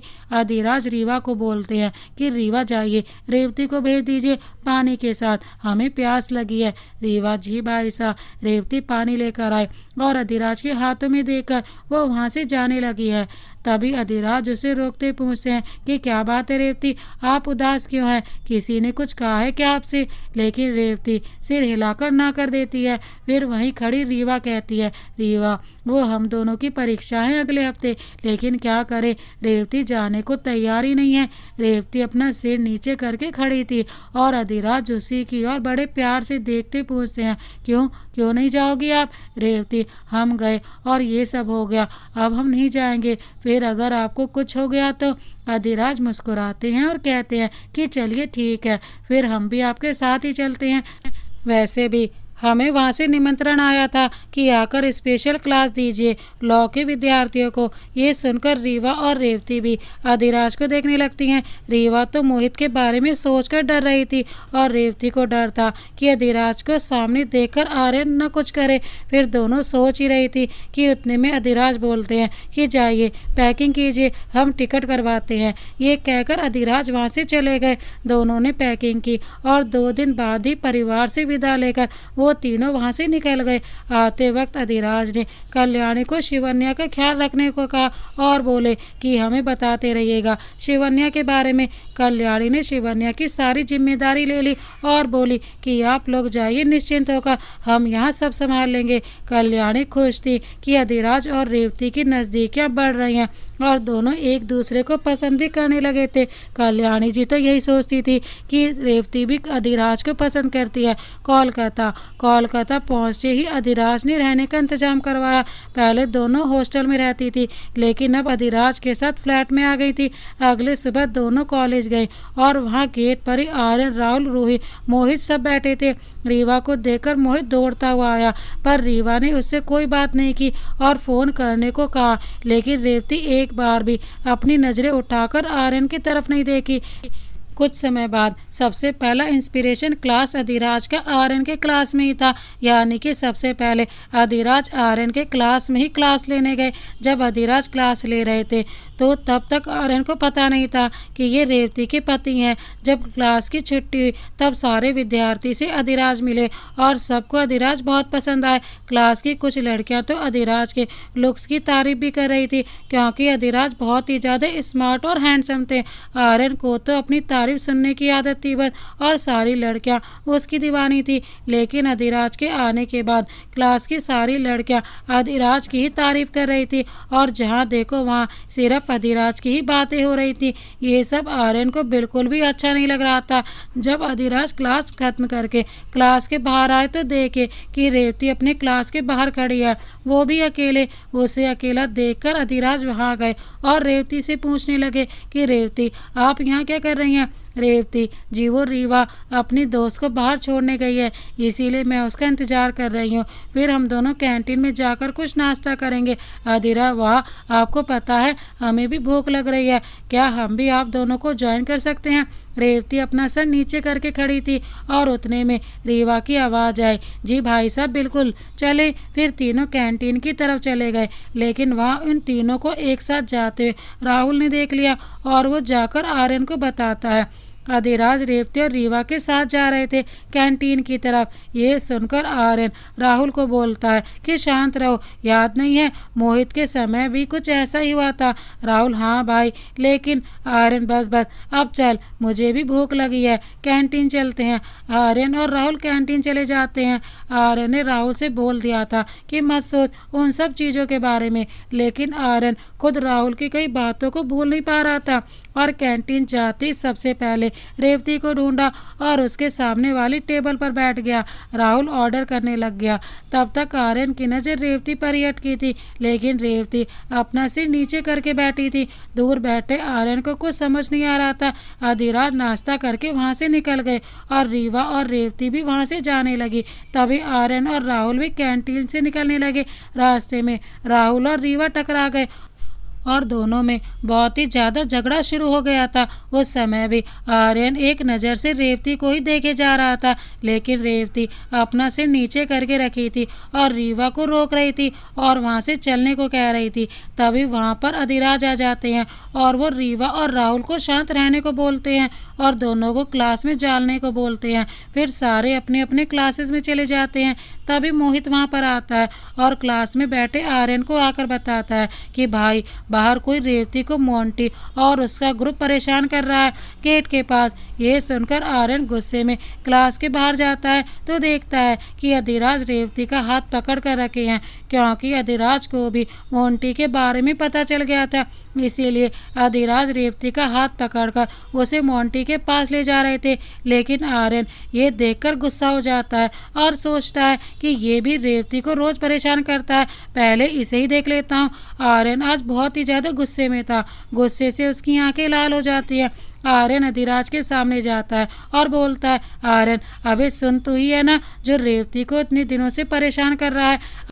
अधिराज उसे देखने लगते हैं। उतने समय में आर्यन आकर एक पंच मारता है। तभी अधिराज को भी गुस्सा आ जाता है और वो भी उसे मारने लगते हैं। दोनों में लड़ाई शुरू हो जाती है। तभी रेवती बीच में आती है और आर्यन को अपनी ओर खींचकर एक चांटा मारती है और कहती है कि ये हमें परेशान नहीं कर रहे हैं, ये हमारे पति हैं और ये हमें मोंटी से बचा रहे थे, हमें आपकी ज़रूरत नहीं है, समझे आप? उस समय रेवती की आंखें बिल्कुल आर्यन की आंखों में थी। ये कहकर रेवती अधिराज का हाथ पकड़कर वहाँ से चली गई। वहाँ से जाने के बाद अधिराज, रेवती और रीवा कैंटीन में बैठे थे। फिर अधिराज ने एक सवाल किया कि वो कौन है और उसने रेवती के लिए इतनी चिंता क्यों दिखाई। रेवती कुछ नहीं बोली। फिर रीवा ने बताया कि वो हर लड़की को बचाता है भैया, वो बहुत ही अच्छा है और वो प्रिंसिपल सर का बेटा है। अधिराज, ओह फिर तो बहुत अच्छा है। नहीं रीवा जी। फिर अधिराज रेवती की तरफ देखते हैं पर रेवती उनकी तरफ एक बार भी नहीं देखती थी। फिर अधिराज बोलते हैं कि हमें प्रिंसिपल सर से मिलना होगा, हम आते हैं। ये कहकर अधिराज वहाँ से चले जाते हैं। फिर रीवा रेवती से बोलती है कि जब आप आर्यन को थप्पड़ मारी तो पूरा कॉलेज वहाँ खड़ा था और उसे तो लगा कि अधिराज भाई भी आपको परेशान कर रहे हैं। आपको नहीं लगता रेवती कि आपने आर्यन को थप्पड़ नहीं मारना था? रेवती, हाँ हमारी ही गलती है कि हमें आर्यन से प्यार हो गया, जबकि हम जानते थे कि ये गलत है, लेकिन फिर भी गलती कर दिए। लेकिन अब जब हम आर्यन के साथ नहीं रह सकते तो कुछ ऐसा ही करना होगा कि वो हमसे नफरत करने लगे। रीवा, लेकिन ये तो गलत होगा उनके साथ, उन्हें और तकलीफ होगी। रेवती, हमारे पास कोई और दूसरा रास्ता नहीं है। ये कहते वक्त रेवती की आंखों में आंसू आ जाते हैं। तभी उधर से राहुल आता है और रेवती को बहुत बुरा भला सुनाता है। राहुल रेवती को बहुत ज़्यादा गलत सुनाता है। रेवती उसकी तरफ देखती तक नहीं है और चुपचाप वहाँ बैठी रहती है। रीवा भी कुछ बोलने लगती है तो रेवती उसे बोलने से मना कर देती है। तभी आर्यन वहाँ आता है और राहुल को रेवती पर चिल्लाता देखता है तो वहाँ जाकर राहुल को रोकता होता है और वहाँ से राहुल को ले जाता है। रेवती की आंखों में आंसू आ जाते हैं और वो रीवा को कहती है कि हम वॉशरूम से आते हैं, और ये कहकर वो वॉशरूम जाती है और वहाँ जाकर रोने लगती है और उसकी रोने की आवाज़ वहाँ खड़ी रूही को जाती है। रूही उसके सामने जाती है और पूछती है कि क्या हुआ रेवती, तुम रो क्यों रही हो। रेवती उसे देखकर चुप हो जाती है और कहती है कि कुछ नहीं हुआ रूही। रेवती, मैंने जो किया वो बहुत गलत किया, लेकिन मैं उसके लिए बहुत शर्मिंदा हूँ। वो बोलते ही रहती है कि रेवती उसके गले लग जाती है और बहुत ज़्यादा भावुक हो जाती है। फिर रूही रेवती को गले लगाकर शांत करवाती है और पूछती है कि हुआ क्या है। फिर रेवती खुद को रोक नहीं पाती है और सारी बातें रेवती रूही को बता देती है और वो भी आर्यन से प्यार करती है। ये बात आर्यन को बताने से मना कर देती है और उसे प्रॉमिस लेती है। वहाँ से रूही रेवती को बाहर लाती है और देखती है कि वहाँ रीवा खड़ी है। रीवा फिर रेवती को वहाँ से घर चलने को कहती है। रास्ते में जाते समय रेवती रीवा को बताती है कि उसने रूही को सब बता दिया। रीवा, लेकिन क्यों? आपने रूही को सब सच क्यों बता दिया? वो सारी बातें आर्यन को बता देगी। रेवती, हमें लग रहा है कि वो सारी बातें नहीं बताएगी, लेकिन उसने प्रॉमिस किया है कि वो आर्यन को नहीं बताएगी। यहाँ कॉलेज में रूही आर्यन के पास जाती है और बहुत परेशान रहती है। उसे परेशान देखकर आर्यन पूछता है कि क्या हुआ, लेकिन रूही उसे कुछ नहीं बताती है और बोलती है कि मैं घर कैसे जाऊँ, मेरी स्कूटी खराब हो गई है, इसीलिए परेशान थी। आर्यन, बस इतनी सी बात, राहुल छोड़ देगा तुझे। रूही फिर मुस्कुराती है और वहाँ से राहुल के साथ चली जाती है। रूही को पूरे रास्ते उदास देखकर राहुल पूछता है कि क्या हुआ रूही, तो टेंशन में क्यों है। रूही, नहीं तो राहुल, चल अब सच सच बता मुझे, मेरे साथ कोई झूठ नहीं चलेगा, और मैं जानता हूँ कि ये स्कूटी वाली बात भी तूने झूठी बनाया है ना। चल सच बता मुझे, तुझे मेरी कसम है। रूही दुविधा में पड़ जाती है और राहुल से सारी बातें बता देती है। जब राहुल को पता चलता है कि रेवती भी आर्यन को पसंद करती है, तो राहुल को एहसास होता है कि रेवती भी बहुत दर्द में और बहुत परेशान होती है। आर्यन का तो सबको पता है, लेकिन रेवती किसी को बता भी नहीं सकती है। फिर रूही बताती है कि आर्यन को रेवती थप्पड़ भी इसीलिए मारी थी ताकि आर्यन ये सोच ले कि रेवती अविराज से ही प्यार करती है। इससे आर्यन को रेवती को भूलने में आसानी होगी। राहुल सारी बातें सुनता है और अपने आप को कोसता है कि उसने क्यों रेवती को इतना बुरा भला कहा। फिर सारी बातें खत्म होने के बाद रूही बोलती है कि क्या हमें ये सारी बातें आर्यन को बतानी चाहिए। राहुल, नहीं नहीं, ऐसे तो आर्यन रेवती के गम में ही बैठा रहेगा, हमें ये बातें आर्यन को नहीं बतानी चाहिए। रूही, हाँ ये भी है। फिर राहुल रूही को बाय बोलकर वहाँ से चला जाता है। रेवती और रीवा घर पर होती हैं, तभी डोरबेल बजती है और रीवा गेट खोलती है। दरवाजे पे खड़े अभिराज बोलते हैं कि आप दोनों रेडी होकर बाहर आओ, आज हम ड्राइव पर जाएंगे। ये कहकर अभिराज नीचे पार्किंग में से अपनी गाड़ी निकालते हैं। कुछ समय बाद तैयार होकर रेवती और रीवा नीचे आ जाती हैं और गाड़ी में बैठ जाती हैं। पीछे रीवा और आगे अभिराज के साथ रेवती बैठती है। वहां से निकलने के बाद अभिराज मॉल जाते हैं और वहां पर गाड़ी रोकते हैं और बोलते हैं कि चलिए आज सब शॉपिंग करते हैं। रीवा बहुत ज़्यादा खुश हो जाती है और गाड़ी से एक्साइटेड होकर बाहर आती है, लेकिन रेवती कार में ही बैठी रहती है। तभी अभिराज नीचे उतरते हैं और रेवती की तरफ का दरवाज़ा खोलकर रेवती को बाहर आने के लिए बोलते हैं। रेवती भी बाहर आती है और तीनों मॉल के अंदर जाते हैं। दोनों लड़कियां शॉपिंग में व्यस्त हो जाती हैं और अभिराज को एक फ़ोन आ जाता है और वो फ़ोन में व्यस्त हो जाते हैं। तभी रीवा के पास मोहित आता है और रीवा को गले से लगा लेता है। रीवा उसे वहां देखकर डर जाती है और उसे वहां से जाने के लिए कहती है, लेकिन मोहित वहां से नहीं जाता है। कुछ समय बाद रीवा की नज़र सामने से आते हुए अभिराज पे जाती है और वो मोहित को छुप जाने को कहती है। फिर मोहित की भी नज़र अभिराज पे जाती है और वो वहाँ से भागने लगता है और उसी बीच वो रेवती से टकराकर रेवती के ऊपर ज़मीन पे गिर जाता है। ये अभिराज देख लेते हैं और वहाँ से मोहित का कॉलर पकड़ कर उठाते हैं और मारने लगते हैं। रेवती उन्हें रोकने की बहुत कोशिश करती है, लेकिन अभिराज उसे बहुत पीटते हैं और कहते हैं कि यहाँ मॉल में आकर तुम लोग लड़की छेड़ते हो। अभिराज बहुत गुस्से में थे और उनका ये रूप देखकर रेवती बहुत डर गई थी, क्योंकि अभिराज को रेवती इन सालों में इतना गुस्सा करते हुए कभी नहीं देखा रखा था। तभी रीवा वहाँ आती है और अभिराज का हाथ पकड़कर रोने लगती है और बोलती है, भाई साहब इसे छोड़ दीजिए प्लीज़, ये रेवती को परेशान करने नहीं आया था। ये सुनकर अभिराज मोहित को छोड़ देते हैं और फिर रीवा को पास खड़े करके पूछते हैं कि फिर ये तुमसे मिलने आया था। रीवा डरते हुए अपना सर हाँ में हिलाती है। अधिराज कुछ नहीं बोलते हैं और मोहित की तरफ देखते हैं जिसके होठ और सर से खून निकल रहा था, और उसके बाद बोलते हैं कि मैं गाड़ी निकालता हूँ, तुम दोनों इसे लेकर आओ, इसको हॉस्पिटल ले जाते हैं पहले, फिर बात करेंगे कि आखिर बात क्या है और ये इस मॉल में क्या करने आया था। मोहित को हॉस्पिटल में ले जाकर अधिराज उसका इलाज करवाकर अपने साथ ही घर लाते हैं और बिठाते हैं। सारे वहीं हॉल में एक साथ बैठते हैं और अधिराज रीवा से पूछते हैं कि चलो अब बताओ सारी बातें। रीवा डरते डरते सारी बातें बताती है। अधिराज सब सुनते हैं और बोलते हैं कि रीवा क्या आप ये सारी चीज़ों का परिणाम जानती हो। रीवा अपना सर हाँ में हिलाती है। अधिराज फिर भी ये सब किया आपने, आपको पता है कि बड़े चाचा साहब पर क्या बीतेगी। रीवा भाई साहब में माफ़ कीजिएगा, लेकिन हम मोहित को पसंद करते हैं और शादी भी इनसे करना चाहते हैं। अधिराज रेवती आपने भी हमसे ये बातें छिपाई। रेवती जी नहीं, वो हमें डर लग रहा था। अधिराज सोचने लगते हैं और मोहित से पूछते हैं कि पापा क्या करते हैं और कुछ चंद सवाल भी पूछते हैं। मोहित जी वो। अधिराज जल्दी बोलिए, आपके पास समय नहीं है। मोहित जी अधिराज मतलब हमारे पास समय नहीं है, हमें कुछ काम से बाहर जाना है। मोहित हमारे पापा गवर्नमेंट जॉब करते हैं और माँ शिक्षिका हाई स्कूल में, और एक छोटी बहन है और एक मैं हूँ अपने परिवार में। अधिराज सारी बातें सुनते हैं और फिर वहाँ से चुपचाप उठकर चले जाते हैं। अधिराज को जाता देख रीवा सोच में पड़ जाती है और कुछ समय बाद मोहित भी अपने घर चला जाता है। जब शाम को अधिराज वापस घर आते हैं तो रीवा गेट पर खड़े होकर अधिराज का इंतजार कर रही होती है। अधिराज अंदर आते हैं तो रीवा पूछती है कि कहाँ गए थे भाई साहब, आपने कुछ बोला भी नहीं। अधिराज इसमें बोलना क्या है, बहुत आसान है समझना कि आपकी शायद मोहित से ही हो जाएगी। रीवा भाई लेकिन। अधिराज बस अब कुछ मत बोलिए और हमारे साथ बदतमीजी करने का सोचेगा भी नहीं। रीवा चुप हो जाती है और उसकी आंखों में आंसू आ जाते हैं। उसकी आंखों में आंसू देखकर अधिराज मुस्कुराने लगते हैं और कहते हैं कि बस रोना बंद कीजिए, हम अपनी तीनों बहनों को रोता हुआ कभी नहीं देख सकते।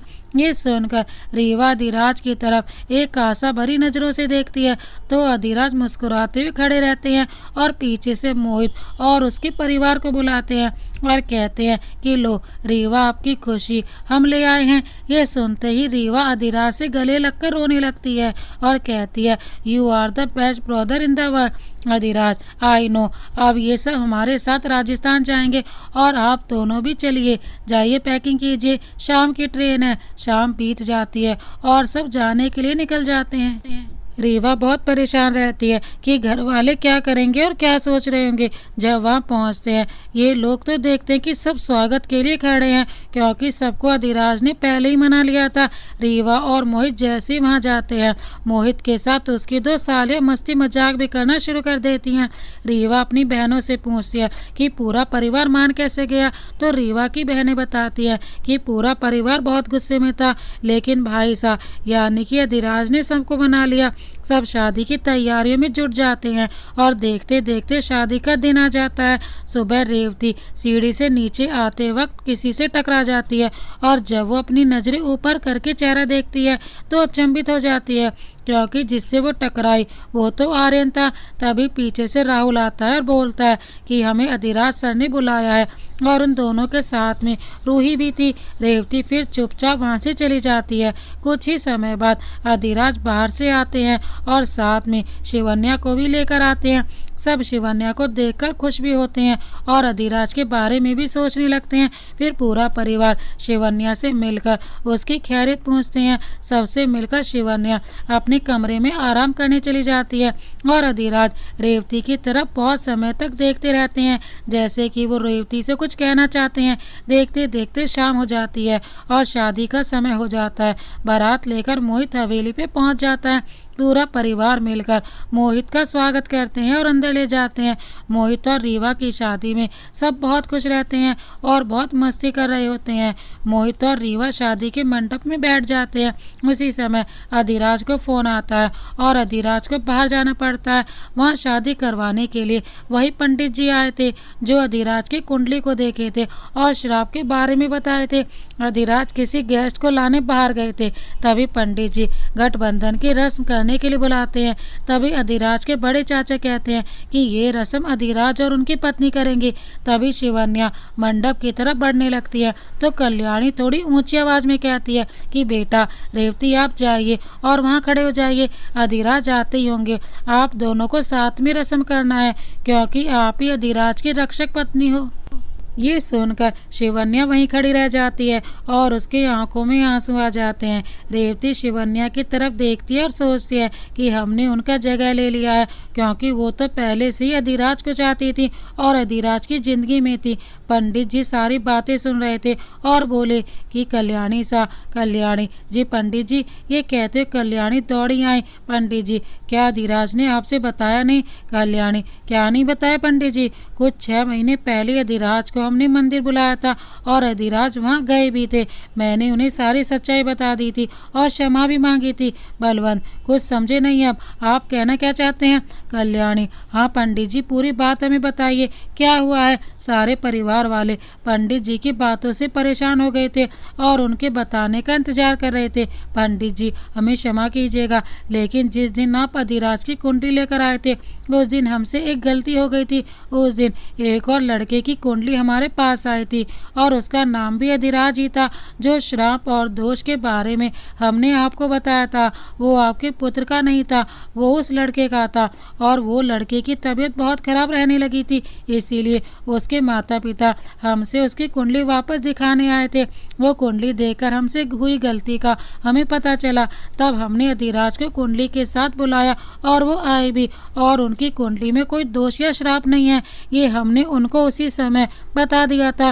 पूरा परिवार ये सारी बातें जानकर खुश होता है कि अधिराज की कुंडली में कोई दोष या श्राप नहीं है। लेकिन फिर सब सोचने लगते हैं कि जब अधिराज को ये बात 6 महीने पहले पता थी तो उन्होंने बताया क्यों नहीं।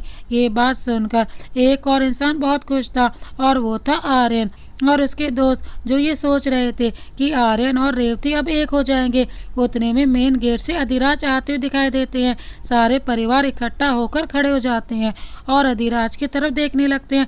तभी अधिराज क्या हुआ, आप लोग ठीक हो? कल्याणी हाँ बेटा आप ठीक हो? अधिराज हाँ माँ क्या हुआ बताओ चलो। कल्याणी सच बता दीजिए, आपने ये बात क्यों छिपाई हम सब से, जबकि आप जानते हैं कि आपकी ज़िंदगी को लेकर हम सब कितने परेशान हैं। लेकिन आपने पिछले 6 महीनों से ये बात छिपाए रखी। आप जानते हैं कि ये बताकर आप हम सबकी ज़िंदगी भी आसान कर देते। अधिराज माँ की बातों से समझ जाते हैं कि वो किस बारे में बोल रही है। अधिराज अपना सर नीचे किए खड़े रहते हैं। उनकी माँ के साथ बाकी घर वाले भी अधिराज से कई सवाल कर रहे थे, लेकिन अधिराज चुप वहाँ खड़े थे। जब सब शांत हो जाते हैं तब अधिराज बोलते हैं कि हमें सिर्फ रेवती की फिक्र हो रही थी। अगर उन्हें पता चल जाता कि उनकी ज़िंदगी खेल खेल में ख़राब हो गई है, ये सुनकर उनको कितना बुरा लगेगा। और उन्हें परिवार में बहुत कम लोग ही प्यार करते हैं। इसीलिए हमें डर था कि जब सबको पता चल जाएगा कि ये बस एक साधारण लड़की है और इसकी वजह से मेरी ज़िंदगी पे कोई असर नहीं होगा तो सब घर पे इनके साथ बुरा सलूक करेंगे। यही सोचकर मैंने कुछ नहीं बताया सबको।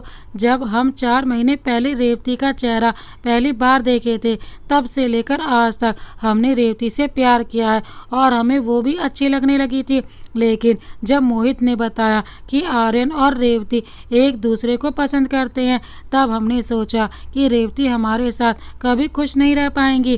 तभी हमने आर्यन को शादी में इनवाइट किया और सोचने लगे कि रीवा की शादी के बाद हम सबको सच बता देंगे और रेवती आर्यन को साथ मिलाकर हम रेवती को अपने साथ ये जबरदस्ती के रिश्ते से आज़ाद कर देंगे। ये सुनकर पूरा परिवार भावुक हो जाता है। फिर अधिराज उससे माफ़ी मांगते हैं और ख़ास तौर पर रेवती से माफ़ी मांगते हैं। साथ में सारा परिवार रेवती से माफ़ी मांगते हैं और कल्याणी शिवन्या से भी माफ़ी मांगती है अपने दुर्व्यवहार के लिए। अधिराज भी शिवन्या से माफ़ी मांगते हैं और कहते हैं कि हम रेवती को पसंद करते थे, लेकिन आपसे हमने प्रेम किया है हमेशा, हमें हमारी गलतियों के लिए माफ़ कर दीजिए। रेवती की आंखों में आंसू छलक उठते हैं। ये देखकर कल्याणी वहां जाती हैं और कहती हैं कि बेटा क्या हुआ, अगर आप हमारी बहू बनकर नहीं रहोगी तो आपको हमने अपनी बेटी माना है, आप जब चाहे यहाँ आए और जाएं, आपको कोई कुछ नहीं बोलेगा। रेवती ये सुनकर कल्याणी के गले लग जाती है। शिवन्या और पूरा परिवार रेवती के पास आते हैं, सब अपना प्यार रेवती को दिखाते हैं। फिर मोहित कहता है कि मेरी शादी पे भी अब आप लोग ध्यान ले दीजिए थोड़ा। सब ये सुनकर हंसने लगते हैं और मंडप की तरफ चले जाते हैं और अधिराज और शिवन्या जाकर रस्म को पूरा करते हैं। शादी होने के बाद अधिराज दोबारा शिवन्या के पास जाकर माफ़ी मांगते हैं और शिवन्या भी उन्हें माफ़ कर देती है। कुछ समय बाद आर्यन अकेले बालकनी पे खड़ा होता है। उसे वहां देखकर रेवती उसके पास जाती है और आर्यन को धीमी आवाज़ में बुलाती है, रेवती, आर्यन जी। आर्यन पीछे मुड़कर देखता है, वहाँ रेवती अपना सर झुकाकर खड़ी थी। आर्यन उसे एक नज़र में देखता रहता है। उसी बीच रेवती नीची नज़रों से ऊपर देखती है तो वो देखती है कि आर्यन उसे देखे जा रहा था। वो फिर बहुत हिम्मत करके आर्यन की आंखों में देखती है। जब वो आर्यन की तरफ देखती है वैसे ही आर्यन दूसरी तरफ अपना चेहरा कर लेता है। ये देखकर रेवती की आंखों में आंसू आ जाते हैं और वो वहाँ से जाने लगती है। तभी आर्यन पीछे से रेवती का हाथ पकड़ लेता है और अपनी ओर खींचकर गले से लगा लेता है और बहुत समय तक रेवती को गले से लगाए रखता है। रेवती कहती है कि हम आपको पसंद करते थे, हमें खुद से ज़्यादा आपकी चिंता थी कि आप अपनी ज़िंदगी कैसे अच्छे से जिए। ये सारी बातें सुनकर आर्यन भारी आवाज़ में कहता है कि रेवती, तुम्हें लगता है कि मैं तुम्हारे बिना अपनी ज़िंदगी में आगे बढ़ जाता? शायद मैं वहीं रह जाता हमेशा के लिए। दोनों फिर बालकनी से बाहर की ओर देखने लगते हैं और रेवती आर्यन के हाथ थामकर वहां पर खड़ी हो जाती है और वहीं पे खड़े होकर दोनों बातें करने लगते हैं। कुछ समय बाद रीवा की विदाई का समय हो जाता है। सारे परिवार वाले हॉल में इकट्ठा हो जाते हैं। तभी अधिराज कहते हैं कि रेवती, आप भी अपना बैग ले आइए, हमने सबके साथ आपका भी टिकट करवा दिया है। रेवती, लेकिन अधिराज मजाकिया तरीके से, लेकिन कुछ नहीं, जल्दी जाइए नहीं तो हम फिर आपको जाने नहीं देंगे। ये बात सुनकर सबके होठों पर मुस्कान आ जाती है और रेवती फिर अपना बैग लेने चली जाती है। जब वो बैग लेकर नीचे आती है तब तक सारे लोग वहाँ से कार में बैठ चुके थे। सारे परिवार वाले भी स्टेशन रीवा और मोहित को छोड़ने जा रहे थे। रीवा देखती है कि सब जा चुके हैं लेकिन आर्यन वहीं खड़ा है। वो नीचे आकर पूछती है कि बाकी घर वाले चले गए? आर्यन, नहीं, अभी कार में बैठे हैं। रेवती, और आप फिर यहाँ आप क्या कर रहे हैं? आर्यन, तुम्हारा साथ दे रहा हूँ और जिंदगी भर दूंगा, बिल्कुल ऐसे ही। रेवती ये सुनकर मुस्कुराती है और आर्यन को बाहर चलने का इशारा करती है। दोनों बाहर आते हैं तो देखते हैं सारी गाड़ियाँ जा चुकी हैं, बस राहुल और रूही एक कार के साथ खड़े हैं। आर्यन पूछता है कि बाकी सब चले गए? राहुल, हाँ भाई, सब चले गए। तुम दोनों का रोमांस खत्म हो गया हो तो अब हम भी चले। दोनों मुस्कुराने लगते हैं और कहते हैं हाँ चलो। सारे गाड़ी में बैठकर स्टेशन जा रहे होते हैं। तभी रूही कहती है कि हमें माफ़ कर देना आर्यन। आर्यन उसकी तरफ देखता है और पूछता है किस बात की माफ़ी? रूही, हमें और राहुल को पता था कि रेवती तुमसे प्यार करती है, लेकिन रेवती ने कसम दी थी कि नहीं बताना आर्यन को, और उसने थप्पड़ भी इसीलिए मारा था ताकि तुम उससे नफरत करने लगो और उसे हमेशा के लिए भूल जाओ। आर्यन मुस्कुराता है और कहता है कोई बात नहीं, अंत भला तो सब भला। और रेवती की तरफ देखता है और उसकी आंखों में आंखें डालकर बोलता है कि मैडम, आप मेरे बारे में गलत सोची थी। मैं आपका पीछा ना कभी छोड़ा हूँ और ना ही कभी छोड़ूंगा, समझिए आप मैडम। रेवती मुस्कुराकर अपना सर हाँ में हिलाती है। सब लोग स्टेशन पहुँच जाते हैं और वहाँ सबको अलविदा बोलकर रीवा, मोहित और मोहित का सारा परिवार, साथ में आर्यन, रेवती और उसके दोस्त राहुल और रूही वहाँ से ट्रेन में बैठकर चले जाते हैं। वहाँ पहुँचकर मोहित का परिवार रीवा का स्वागत बहुत धूमधाम से करते हैं। आर्यन रेवती को अपने घर अपने माता पिता से मिलाने लेकर जाता है, लेकिन आर्यन के माता पिता रेवती के बारे में जानकर रेवती को अपनाने से मना कर देते हैं। तभी रेवती आर्यन से कहती है कि आपके परिवार आपके लिए सबसे पहले हैं, आप उनकी बात मानिए। आर्यन नाराज होकर कहता है कि अब और नहीं, मैं तुम्हारी कोई बात नहीं सुनना चाहता हूँ, तुम चुपचाप यहाँ खड़ी रहो। वो दूसरी तरफ जाकर राहुल को फ़ोन करता है और उससे बात करता है और बात करने के बाद रेवती का हाथ पकड़कर वहाँ से ले जाता है। आर्यन के माता पिता देखते रह जाते हैं। आर्यन रेवती को लेकर मंदिर जाता है, जहाँ रेवती देखती है कि राहुल और रूही ने सारा शादी का इंतजाम करके रखा है। रेवती आर्यन को मना करती है, लेकिन आर्यन कुछ सुनने के मूड में ही नहीं होता है।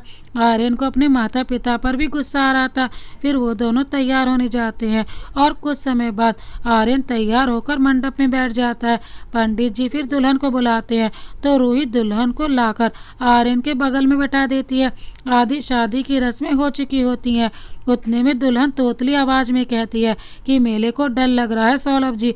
आर्यन ये सुनकर घबरा जाता है और दुल्हन का घूंघट उठाता है और देखता है कि वो रेवती नहीं कोई और ही है। फिर आर्यन राहुल और रूही की तरफ गुस्से में देखता है और अपनी नज़र इधर उधर करके देखता है तो उसे एक और शादी होते हुए दिखाई देती है, तो वहाँ भागता हुआ जाता है और दुल्हन की घूंघट उठाने लगता है, लेकिन उनके परिवार वाले घूंघट उठाने नहीं देते। तभी आर्यन रेवती को आवाज़ देता और दुल्हन आर्यन की आवाज़ सुनकर अपना घूंघट उठाती है। आर्यन सबको हटाकर उसे गले से लगा लेता है क्योंकि वो रेवती ही थी और रेवती की आंखों में देखकर कहता है कि आज तो मेरी दुल्हन गई थी, और वापस से उसे अपने सीने से लगा लेता है और फिर सुकून की सांस लेता है और बोलता है कि चलो और अब घूंघट उठा कर रखना। रेवती का हाथ पकड़कर रेवती को वहाँ से ले जाता है और अपने मंडप के पास पहुँच जाता है। उतने में आर्यन के माता पिता वहाँ जाते हैं और कहते हैं कि हमें माफ़ कर दो आर्यन, हम रेवती को अपनी बहू के रूप में स्वीकार करते हैं। अगर तुम चले गए तो हमारा क्या होगा, हमारे तो तुम एक ही बेटे हो। ये सुनकर आर्यन नरम हो जाता है और अपने माता पिता की बात मान लेता है। फिर सब ठीक हो जाता है और आर्यन रेवती के साथ अपने घर चला जाता है। कल होते ही आर्यन के माता पिता अधिराज के परिवार के रेवती के रिश्तेदारों के रूप में बुलाते हैं और फिर दोनों की शादी पूरे धूमधाम से होती है और दोनों बहुत खुश होते हैं। दोनों को अपना प्यार और रेवती को अपने प्यार के साथ एक नया परिवार मिल जाता है। रेवती फिर अपने माता पिता को कभी भी याद नहीं करती है क्योंकि एक तरह से अपनी ज़रूरतों के लिए रेवती के माता पिता ने उसे भेज दिया था। आर्यन रेवती की ज़िंदगी में इतनी खुशियाँ भर देता है कि रेवती को अब किसी की ज़रूरत महसूस ही नहीं होती थी और कल्याणी और बलवंत के रूप में रेवती को माता पिता भी मिल गए थे। तो दोस्तों, इस कहानी को अंत तक देखने के लिए आपका बहुत बहुत धन्यवाद। अगर ये कहानी आपको पसंद आई हो तो एक लाइक कर, एक प्यारा सा कमेंट करना ना भूलें। इसी तरह की अन्य कहानियाँ देखने के लिए हमारे चैनल को अभी सब्सक्राइब कर बेल आइकन को प्रेस कर दीजिएगा। मिलते हैं एक और नई प्यार भरी कहानी के साथ, तब तक के लिए जय हिंद, वंदे मातरम।